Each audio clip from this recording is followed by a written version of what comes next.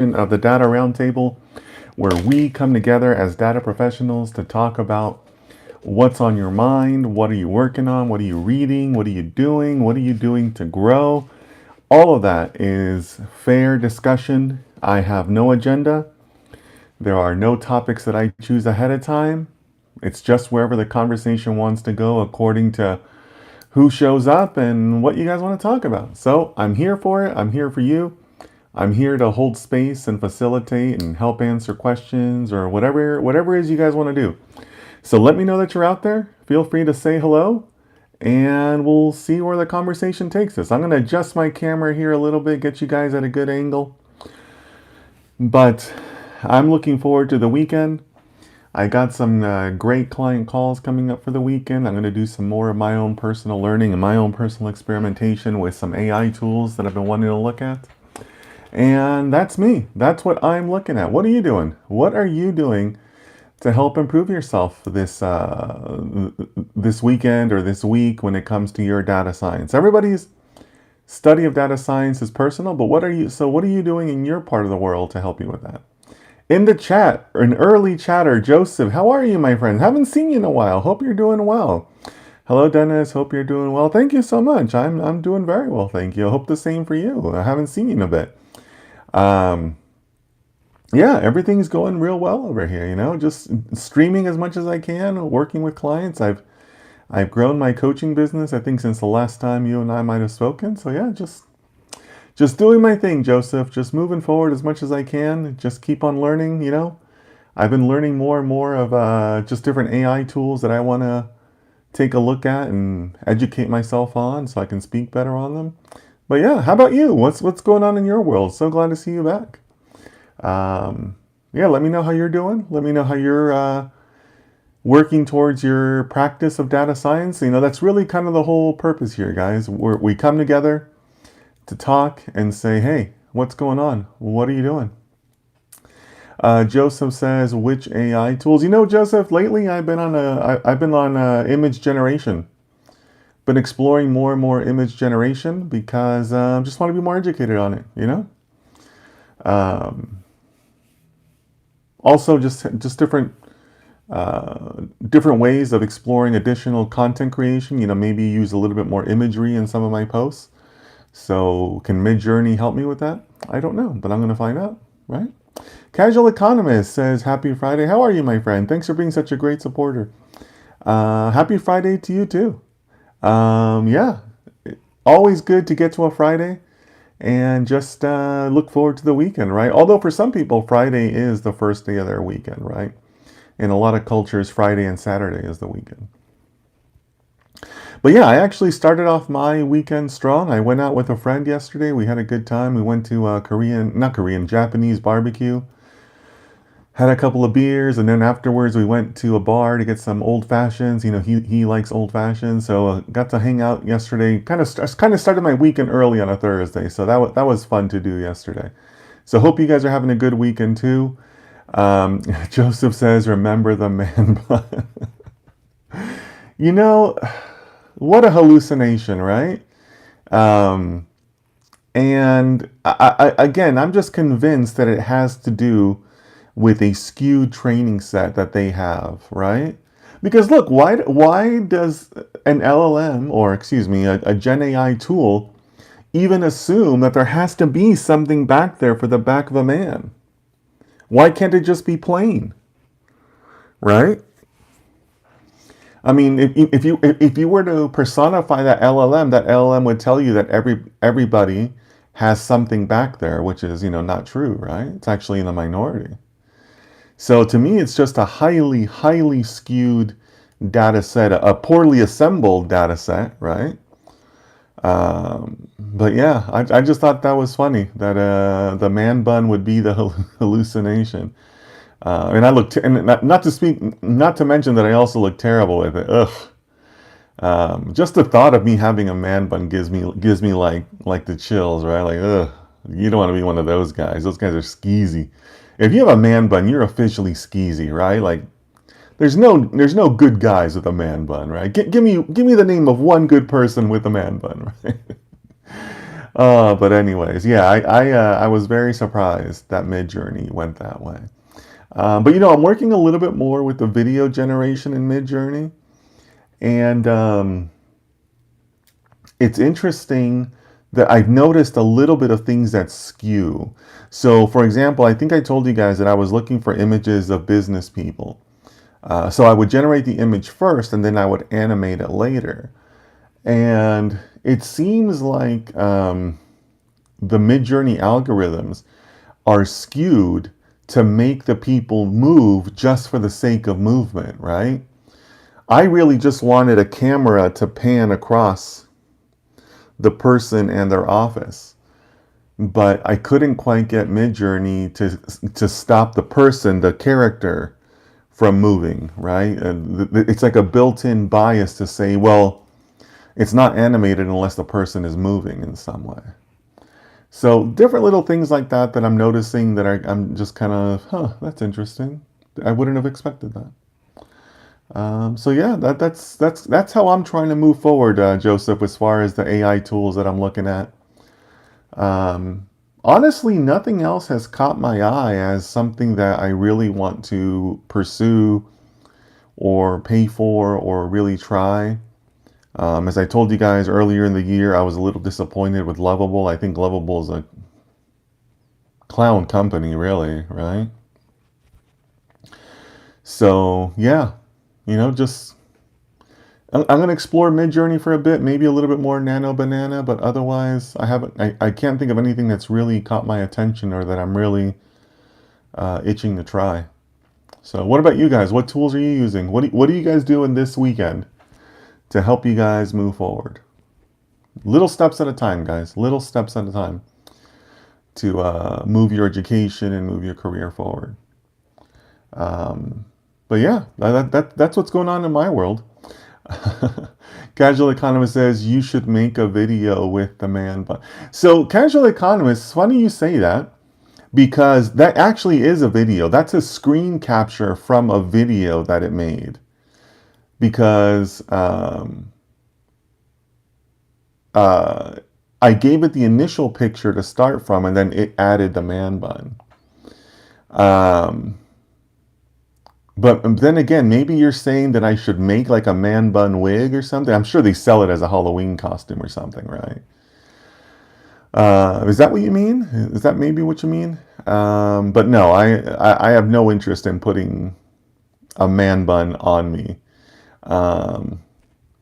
Maybe I'll find the old pictures. But you know what I do have, Casual Economist? I have pictures of myself where during the pandemic I didn't get my hair cut at all.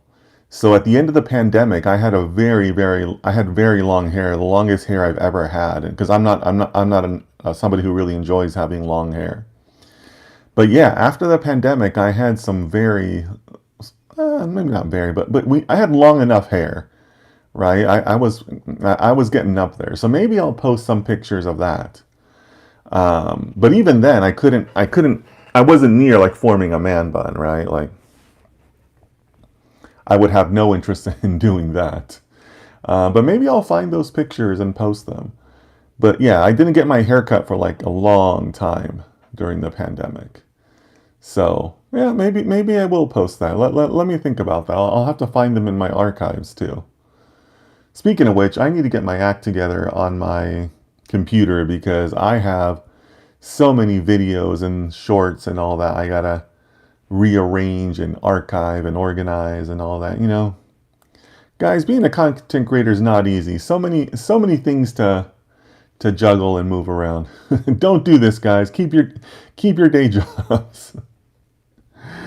But enough about me. What are you guys doing? What are you doing to improve, guys? If you don't have an answer, that should alarm you guys. I mean, Casual Economist, I know earlier you had told me you're doing training for people at work, which is great, right? Many things, many skills that you pick up in that process, right? Casual Economist says, I need to go pick up a Chick-fil-A breakfast. Be careful with those Casual Economists. That's how they get you. That's how they get you. They're very addicting. Very addicting. So be careful with that. Joseph says, I am doing well too, just finishing my last runs before a half marathon next week. Nice! Also, as per tools, I've been trying to do more EDA with AI tools. Nice. Very cool, Joseph. So good luck on the half marathon. That sounds awesome. I know you had told me that you were maybe battling some injuries, so good to hear you getting back out there. Um, More EDA with AI tools. Okay. Have you found any dedicated AI tools, or are you talking about doing them with LLMs? Because we're using LLMs for EDA, I found to be actually fairly effective, right? It's actually not a bad way to do it. So good for you. It's also healthy to know how to do it on your own. Right now, I'm guiding some of my one-on-one clients through a custom tutorial that I have where they produce an EDA for me, right? Well, we kind of walk through it together as far as how to iterate through a good EDA. So Joseph says doing them with LLMs. Okay, yeah. I was gonna say I asked because I haven't seen a dedicated tool for EDAs. So yeah, if you're doing them with LLMs, that makes sense.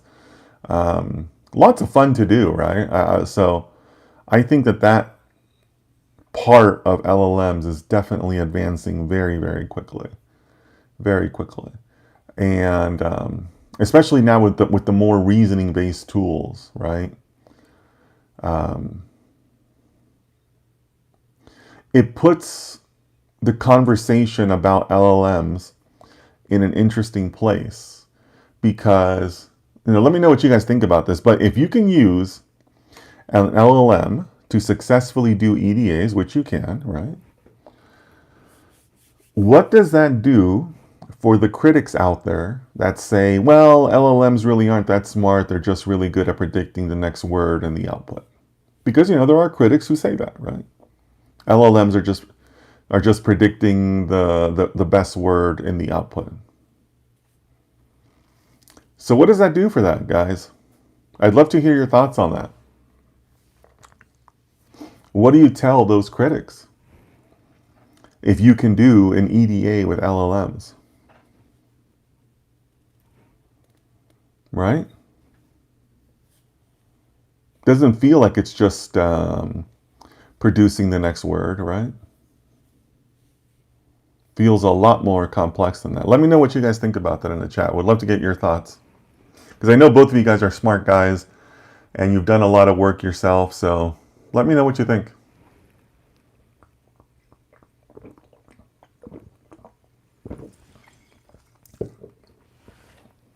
So today I had a little bit of an earlier morning, which means that I already finished my coffee for the day. And I don't like to stream without something to drink. So I got myself a Topo Chico today. So speaking of other things that are addicting, Topo Chico will definitely do it to you. As crazy as it sounds, water does have a unique taste. And Topo Chicos definitely have a unique taste. So having one of those today, I'm down to my last couple of ones. I might have to order some more. But these companies, that's how they get you. They get you addicted to their stuff and then they fatten you up and then they empty your wallet, especially with the Chick-fil-A. So be careful though, casual economist. You're going to have to go either today or tomorrow because you can't get it Sunday. Chick-fil-A is famously closed on Sundays, which, good for them. But yeah. So it's good to hear that you guys are still using LLMs. I'm glad that you're using them for EDAs, Joseph. That's a great usage of them. Great way to work on your prompting skills and also understand your data sets more because, some of them may pick up things that you miss in your own EDA, right? That's especially true because there really is no single way to do EDAs. There's things you should be doing in EDAs that are good ideas. But there's no single way to do EDAs, right? So maybe using LLMs is going to help you avoid those gaps that are just naturally occur.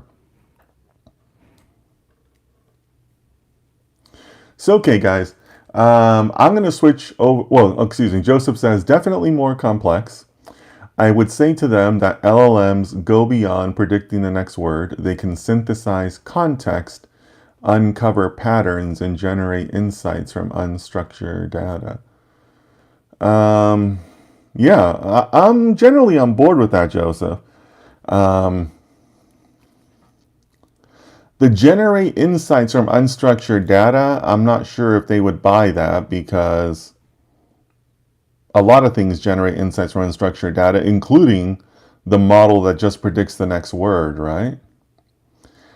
But I do love the way you said uncover patterns because that's kind of where I was thinking about, where it's clearly a reasoning model, right? Like it's not just a predictive word model or predictive NLP model.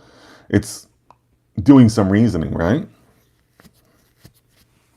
It's doing some reasoning to be able to say, oh, okay, this is what I can do with this column. This is what this column is averages to. This is what this column does whatever, right?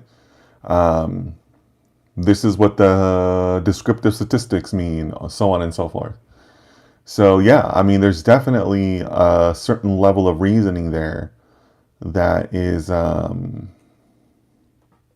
oh, it's kind of replacing some of the human elements that we would do, right? Not all of them, but replacing some of them. Joseph said, "Sorry, the insights would mainly come from the DS." No, no, no. I think you're still on the right track.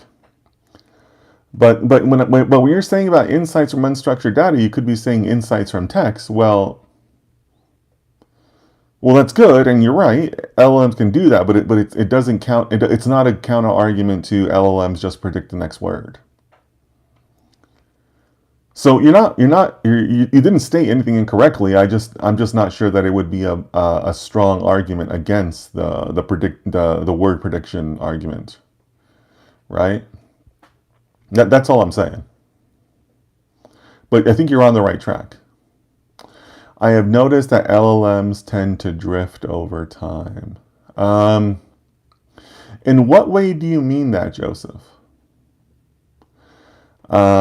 Because I see them drift if my context gets too big, right? It feels like the more context you use over time in the same, in the same conversation window, there's definitely a degradation there. Is that what you mean? Let me know. Because I definitely see that in LLMs and I definitely see it in Cursor, right? For Cursor, it seems like the bigger your code base, the more it seems to drift, right? But then again, Cursor is not an LLM on its own, right? So I'm still talking about LLMs in that scenario. Um, but yeah, let me know if that's what you meant, Joseph. But that's the biggest drift I've definitely seen. Um, more context is not always more better, which again makes me very dubious of these companies that insist on competing on context. You guys have heard me say that before.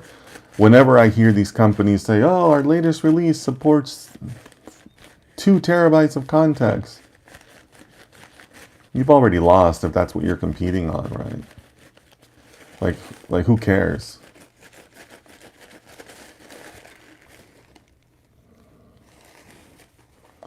Uh, Joseph says, yeah, more context or just many prompts over time. Sure, sure. And I'm assuming you mean many prompts in that same window, right? The same conversation, which um, in theory is also related to the context problem because your questions become part of the overall context too. Joseph says, yeah, yeah, yeah, yeah. I hear you, Joseph. You're absolutely right about that. Right? I think most people have experienced that at some point. If you haven't, maybe you're not pushing your studies of prompts and LLMs hard enough, right? I mean, that's also a pretty good measurement for that, right? If you've never run into this problem, then you're probably not working hard enough.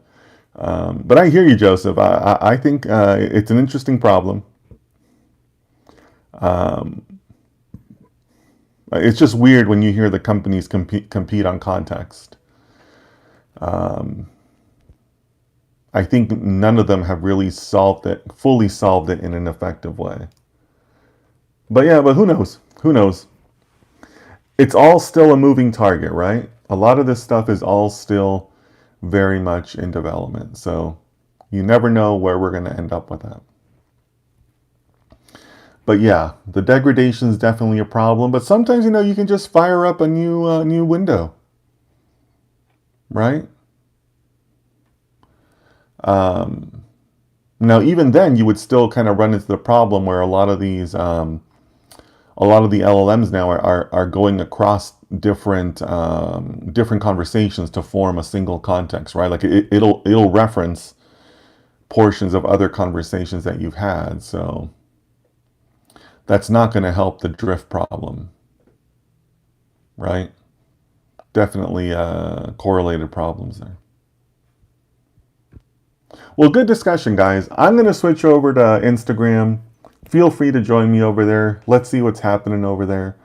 But Joseph, Casual Economist, appreciate you guys for being longtime supporters. If you're listening in the chat, I stream every day at this same hour. So whatever hour this is in your time zone, but generally it's 1500 GMT. So as always, please take care of yourselves, take care of your families, and I will see you guys again tomorrow.